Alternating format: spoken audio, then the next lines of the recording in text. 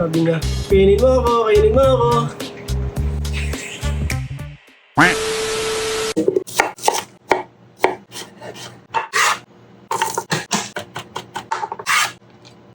Simulan na ang pagluluto.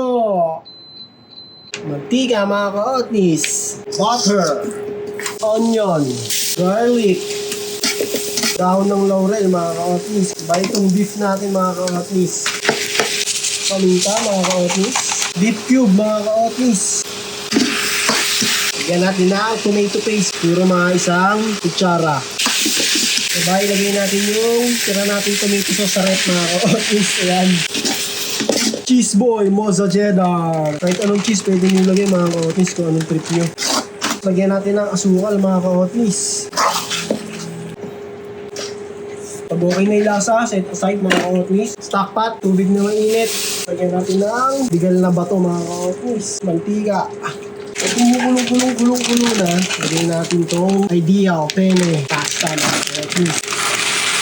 Palambutin lang natin mga ka-otnis, mga 8 minutes to 11 minutes or depende sa lambot na gusto nyo. Pag sa tingin nyo medyo palambot na siya, balik nyo na to. Bye-bye. Strain nyo mga ka-otnis, rekta nyo dito. Yan. Mekos-mekos na mga ka-otnis. Yan, sabay. Pupunta natin ng cheese boy mga ka-otnis. Set aside nyo ulit. Sabay, kuha kayo na ito mga ka-otnis. Saling natin ito. Pan mga ka-otnis. Mozza cheddar mga ka-otnis. Sabay, lagyan natin ng konting cream.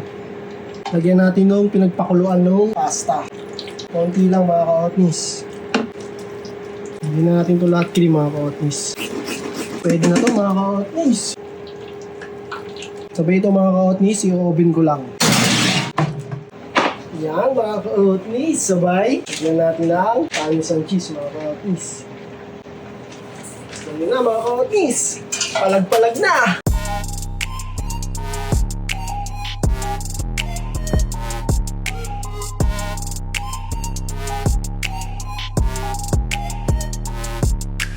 Tikiman na mga ka-otnis. Creamy cheesy penne pasta ala Jollibee mga ka-otnis. Tikman natin to mga ka-otnis.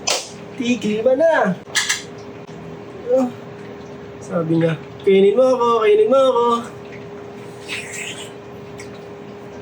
Ang sarap boy! Promise, ang sarap. Creamy siya mga ka-otnis.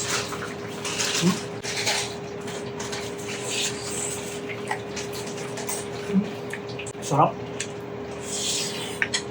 Parang kaya ko ubusin to. Panalo to mga ka-otnis. Kain. Sarap. Itong mga ka-otnis. Ayan o. Try nyo to. Palag-palag.